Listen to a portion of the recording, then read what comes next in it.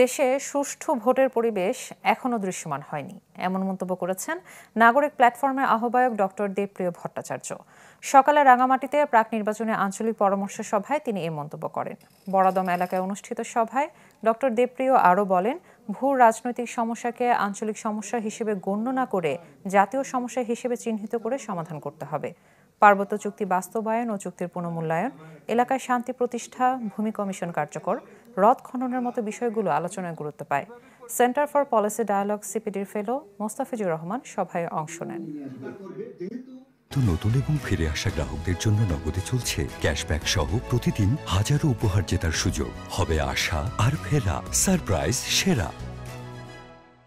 ভীতিমুক্ত voter আর প্রভাবমুক্ত প্রশাসন এবং সক্ষম আইন প্রয়োগকারী সংস্থা, এইগুলির দৃশ্যমান চিহ্ন এখনো আমরা দেখতে পাচ্ছি না। সেহেতু এই দৃশ্যমান চিহ্ন আনার জন্য আগামী যে কয়েক সপ্তাহ সময় আছে, তার জন্য সরকার, নির্বাচন কমিশন এবং সর্বোপরি সেনাবাহিনী এবং আইন প্রয়োগকারী সংস্থা, তারা তাদের ভূমিকা পালন করবে, এইটা আমরা প্রত্যাশা করি।